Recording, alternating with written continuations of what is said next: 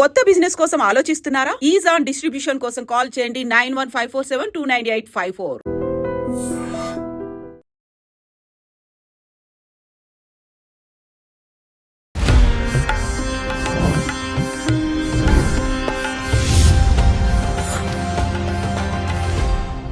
అమ్మ, మరి అమ్మవారి మరొక అవతారం గాయత్రీదేవి అవతారాన్ని గురించి, అమ్మవారి అలంకరణలు అలాగే నివేదనలు, ఆ రోజు ఏదైనా ఉపవాసాలు ఉన్నా కానీ, ఎవరికైనా దాన ధర్మాలు చేయాలనుకుంటున్నా కానీ ఎలా చేయొచ్చు, ఎలా చెయ్యాలి? గాయత్రి అమ్మవారు అనగానే చాలా అద్భుతమైనటువంటి రూపం. గాయత్రి పచ్చటి మోముతో అలరారుతూ ఉంటుంది. ఒక్కొక్క చోట మనకి పంచముఖ గాయత్రిగా కూడా పూజిస్తాం, మనం చూస్తాం, ఆ రూపాన్ని కూడా చూస్తాము. అలాగే గాయత్రికి ప్రతీక ఏమిటి అంటే జంధ్యం. జంధ్యం అనగానే బ్రాహ్మణులు గుర్తొస్తారు. అలాగే ఒడుగు, ఉపనయనం ఈ పేర్లతో చేస్తూ ఉంటారు. ఉపనయనం అయిన వారు గుర్తొస్తారు. ఉపనయనం అయిన వర్ణాల వారికి ఖచ్చితంగా మెడలో జంధ్యం ఉంటుంది. జంధ్యం కంపల్సరిగా ఉంటుంది. అది ఏమిటి అంటే గాయత్రికి సూచన. గాయత్రి 3 సంధ్యల గాయత్రి చేస్తారు. గాయత్రిని ఉపాసన చేస్తారు. గాయత్రి 3 సంధ్యల వేళ అంటే ఉదయ సంధ్య, ప్రాతకాలంలో సూర్యోదయం వేళ, అలాగే మధ్యాహ్నం అపరాహ్న వేళ, మళ్ళీ సాయం సంధ్య వేళ. ఈ 3 వేళలా కూడా అర్ఘ్యం, సూర్యుడికి అర్ఘ్యం ఇవ్వడము, సంధ్య వార్చడము, ఇవన్నీ పేర్లు వినే ఉంటారు మీరు కూడా. అదేనమాట. అయితే ఈ గాయత్రిని ఉపాసించే వాళ్ళకి అద్భుతమైనటువంటి బలము, వాక్ సంపద, సిరి సంపదలు, భోగభాగ్యాలు, ధనము కావాలంటే ధనం ఇస్తుంది, వివాహం కావాలంటే వివాహాన్ని ఇస్తుంది, సంతానం కావాలంటే సంతానాన్ని ఇస్తుంది, జ్ఞానము కావాలంటే జ్ఞానాన్ని ఇస్తుంది, వేదాలని కూడా ఇస్తుంది ఆవిడ. అంటే వేదాన్ని ఇవ్వడం అంటే వేదం మనం చదువుకుంటే అది తొందరగా మనకి అవగతం అవ్వడము, అర్థము తెలియడము, అది తెలిసిన తర్వాత మనం దాన్ని ఆచరించగలగడము. ఇప్పుడు అర్థం కాకపోతే ఏదో విన్నామంటే విన్నాం అనుకుంటారు, ఆచరించలేరు ఎవరు. అది అర్థమైతేనే దాన్ని ఆచరించగలరు. అలాగే మనకి వేదాలు ఉన్నాయి. సామవేదం, అథర్వణ వేదం, యజుర్వేదం, ఋగ్వేదం, ఇవి వేదాలు ఉన్నాయి. ఈ వేదాలన్నిటికీ కూడా దేవత ఎవరు అంటే గాయత్రి అమ్మవారు. సృష్టి ఆది నుంచి ఉన్నది గాయత్రి. గాయత్రి మూల విరాట్ కింద కూడా చెప్తాం మనము. అంత అద్భుతమైన రూపం అన్నమాట. గాయత్రిని ఉపాసన చేస్తే అసలు ఈ జన్మ రాహిత్యం అయిపోతుంది. అలాగే బ్రహ్మహత్య పాతక దోషాలని ఉన్నాయి మనకి. అవి ఏంటంటే ముఖ్యంగా మనుషుల్ని గనక చంపినట్టయితే బ్రహ్మహత్య పాతకం వస్తుంది. ఆ బ్రహ్మహత్య పాతకం అనేది గాయత్రి ఉపాసన వల్ల పోతుంది. అంత అద్భుతమైన దేవత అనమాట. ఇక ఏ దేవత అయినా దేవుడైనా బ్రహ్మహత్య పాతక దోషాన్ని తీయలేరు, కానీ గాయత్రి తీసేస్తుంది బ్రహ్మహత్య. అంటే పొరపాటున ఎవరినైనా మన వల్ల చనిపోయినప్పుడు అంతేనమ్మా, అది ఆ హత్య దోషాలు అలాంటివన్నీ కూడా తీసేసేయగల చాలా పరమ పవిత్రమైనటువంటి శక్తివంతమైనటువంటి దేవత, అద్భుతమైనటువంటి దేవత అండి గాయత్రి. అంటే చాలా పవర్ఫుల్. అది ఉగ్రము కూడా ఆవిడే, శాంత స్వరూపిణి కాదు ఆవిడే, ఉగ్రంతో ఉంటుంది. వేదాలన్నిటికీ ఆవిడ మాత, వేదమాత గాయత్రి. అలాగే ఈ దోషాలన్నిటిని తీసివేయగలుగుతుంది. ముఖ్యంగా వాక్కులో ఉంటుంది ఆవిడ. సరస్వతి అమ్మవారి లాగానే ఆవిడ కూడా వాక్కులోనే ఉంటుంది. ఎందుకంటే వేదాలన్నిటికీ ప్రతీక కదా ఆవిడ. వేదం అంటేనే అమ్మ, వేదరూపిణి ఆవిడే. అలాంటి అమ్మ వాక్కులో ఉంటుంది. కాబట్టి ఈ గాయత్రి అమ్మవారిని కూడా ఈ నవరాత్రులలో అమ్మవారి యొక్క ఒక రూపంగా వేస్తారు. ఇది చాలా విశిష్టమైనదన్నమాట.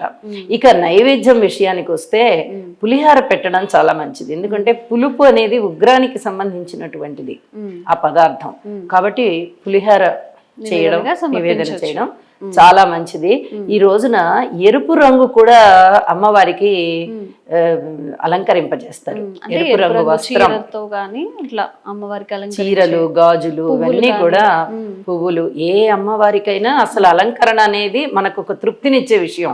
మనం ఆడవాళ్ళం ఏదైనా కాస్త అందంగా అలంకరించుకుంటేనే అమ్మవారిలాగా అనేస్తాము అవును, అమ్మవారిలాగా అని. చక్కగా అమ్మవారిలాగా ఉన్నావు అని అంటారు. రాసుకొని. అవును, పెద్దవాళ్ళని కూడా చక్కగా బొట్టు పెట్టుకుని ఒక తీరుగా పద్ధతిగా ఉన్న వాళ్ళని చక్కగా ఆది దంపతుల్లాగా పార్వతీ పరమేశ్వరులాగా అని అంటాము పెద్దవాళ్ళని, జంటల్ని. అయితే అదే ఒక్కళ్ళని అయినట్టయితే పెద్ద ముత్తైదులా ఉంది అని అంటాం. అంటే ఈ పోలికలన్నీ కూడా మనం అమ్మవారిని అలంకరించుకునేటప్పుడు పువ్వులతో అలంకరిస్తాము, పసుపు కుంకాలతో పూజ చేసుకుంటాము, చక్కగా ఆవిడ్ని ఈ పరిమళ ద్రవ్యాలతో ఆవిడ్ని సేవిస్తాము. ఇలా ఎన్నో రకాలుగా మంగళప్రదమైనటువంటి వస్తువులే కదా అమ్మకి వాడేదంతాను. కాబట్టి ఆ కళ అనేది అక్కడ వచ్చేస్తుంది అమ్మవారికి. గాయత్రి అమ్మవారి యొక్క విశిష్టత కూడా అదే. గాయత్రి ముఖ్యంగా వేదాలకి ప్రతీక కాబట్టి వేదమాత గాయత్రి. విజయదశమి అంటేనే ఇప్పుడు వినాయక చవితికి చిన్నపిల్లలు పెద్దవాళ్ళనే తేడా లేకుండా ఎంత సంతోషంగా పండుగను జరుపుకున్నారో, నవరాత్రులు కూడా చక్కగా అందరు ఆడపడుచులు అందరూ కూర్చొని భజనలు చేయడం కానీ, నామాలను జపించడం కానీ చాలా ఉత్సాహంగా, అదొక ఆనందంగా పండుగ, మన ఆత్మ కనెక్ట్ అయిపోయినట్టుగా అలా చేసుకుంటూ ఉంటాం సంతోషంగా. మరి ఈ విజయదశమి రోజున అమ్మవారికి మొదలుగా చేసే అమ్మవారి అలంకరణలు మొదలుకొని చివరిగా చేసే అలంకరణ వరకు కూడా మీ ద్వారా వినాలని ఉంది. తప్పకుండానండి. శ్రీ గురుభ్యో నమః, శ్రీమాత్రే నమః. ఈ సంవత్సరం మొట్టమొదటగా ఈ దేవి నవరాత్రులు లేదా శరన్నవరాత్రులు, శారదా నవరాత్రులు, ఏదైనా పేరు పెట్టి పిలవండి, ఇవన్నీ కూడా అమ్మ పేర్లే. ఇవన్నీ కూడా దసరా పండుగలని సూచించేటటువంటి రోజులే. అయితే మొట్టమొదట బాలా త్రిపుర సుందరి నామంతో అమ్మ ఆ అలంకరణలో మనకి కనిపిస్తుంది. అయితే బాలా త్రిపుర సుందరి అనగానే పేరులోనే మనకి బాల అనేటటువంటిది స్ఫురించేస్తుంది. బాలా త్రిపుర సుందరి అవతారం చాలా విశిష్టమైనది. భండాసురుడు అనేటటువంటి రాక్షసుడు ప్రజల మీద, మునుల మీద, అలాగే దేవతల మీద, అందరి మీద దండెత్తి చాలా చాలా బాధలు కలిగిస్తూ ఉంటే, ఆ బాధలని ఓర్చుకోలేని ప్రజలందరూ కూడా అమ్మవారి దగ్గరికి వెళ్ళి స్తుతిస్తారు. అమ్మ, మాకు ఏమిటి ఈ బాధలు, ఏమిటి ఈ భండాసురుడి యొక్క చెర నుంచి మమ్మల్ని విముక్తి చెందించు అని అడిగితే, మీకు ఏమి భయం లేదు, మేము ఉన్నాను అని చెప్పి వాళ్ళందరి బాధని తీసేసి ఆవిడ అంటే అభయం ఇచ్చి తన నుంచి, తన రూపం నుంచి ఒక రూపాన్ని ఆవిడ ఆవిర్భవింపచేస్తుంది. ఆవిడే బాల. సాక్షాత్తు దేవి భగవతి నుంచి ఒక రూపం వచ్చేసింది. ఈ శరీరంలో నుంచి మరొక శరీరం వచ్చింది అనమాట, చిన్న ఆకారం. అది బాల. ఈ బాలా త్రిపుర సుందరి వెళ్ళి అమోఘమైనటువంటి యుద్ధం చేసి ఆ భండాసురుణ్ణి దునుమాడి వస్తుంది. దేవతలందరూ పుష్పవాన కురిపిస్తారు. అంత ఆనందకరమైన విషయం. భండాసురుడు మరణించేశాడు కదా, సంహరించబడ్డాడు కదా. ఇక ఆనందంతో అందరూ పూజలు చేసుకుంటారు, అలాగే స్తోత్ర పారాయణాలు చేస్తారు. అంత అయిన తర్వాత అమ్మ శాంతించి మళ్ళీ వచ్చి అమ్మలో ఐక్యమైపోతుంది. ఈ బాల వచ్చి దేవి భగవతిలో ఐక్యమైపోతుంది. అయితే ఈ బాలకి విశిష్టత ఏమిటి అంటే, చాలా మందికి ఈవిడ ఇంటి ఇలవేల్పుగా ఉంటారు బాలకి.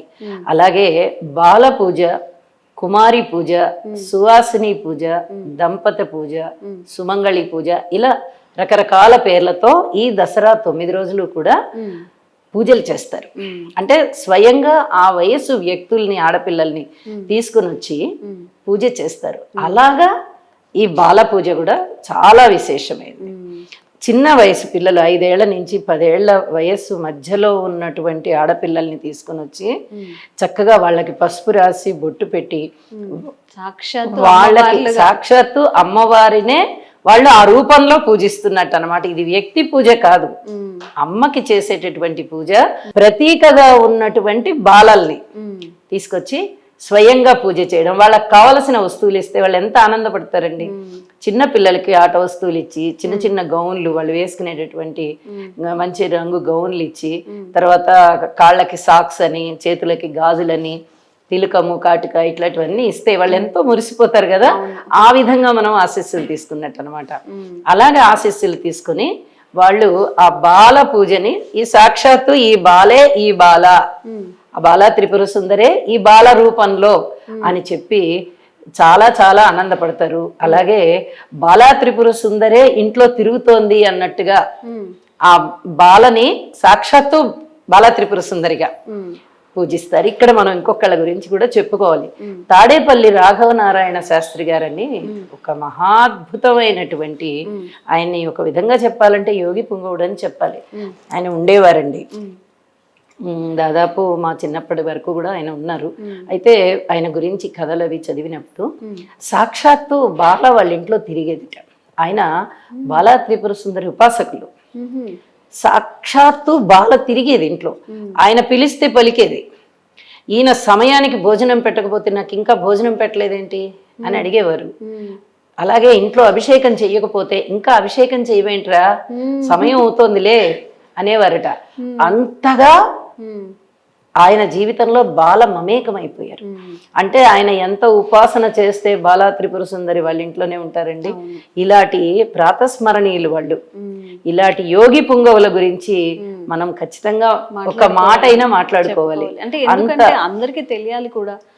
వీరు మరణించినప్పుడు ఆయన యొక్క భౌతిక కాయానికి ఎప్పుడైతే నిప్పు అంటించారో వెంటనే ఒక వెలుగు ఆయనలోంచి ఆకాశంలోకి వెళ్ళిపోయిందిట. అది బాలా త్రిపుర సుందరే అని చెప్పి అప్పుడుండి చూసిన వాళ్ళు కూడా వాళ్ళ అనుభవాలు ఆ పుస్తకంలో రాశారండి. బాలా త్రిపుర సుందరి ఉపాసన చేస్తే ఆవిడ ఇవ్వనిదంటూ ఏమీ లేదు. ఆధ్యాత్మికంగా బాగా మనని బాగా వృద్ధి చేసేస్తారు.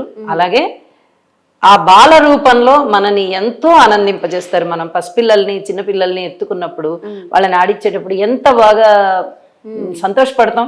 ఎటువంటి కల్మషం లేని వాళ్ళు కదా వాళ్ళు. అలాగే బాలా త్రిపుర సుందరి కూడా ఎంత పెద్ద గొప్ప అమ్మవారైనా అంత చిరునవ్వులు చిందిస్తూ ఆ పసి మనస్సు, పసిడి ముఖము, అలాగా నిష్కల్మషమైనటువంటి ముఖము, ఆ ముఖవర్చస్సు అవన్నీ మనని బాగా మురిపిస్తాయి. అలాగే పరికిణి జాకెట్ వేసి అలంకరిస్తారు. చక్కగా జడకుప్పెలు వేస్తారు, పూల జడ వేస్తారు, నుదుట ఈ పాపిడి బిళ్ళ పెడతారు, అటు ఇటు ఇరువంకల సూర్య చంద్ర వంకలు పెడతారు. చక్కగా తలలో మంచి పూల జడతో పాటు ఎక్కువ పువ్వులు పెట్టి మెడలో అన్ని హారాలు వేసి అద్భుతంగా ఉంటుంది బాలరూపం. అసలు అమ్మవారికి ఏం తక్కువ. తవ్వుతున్న శివలింగం సరే దాన్ని అట్లా కప్పేసేయండి, చూపించదండి. Krishna is there.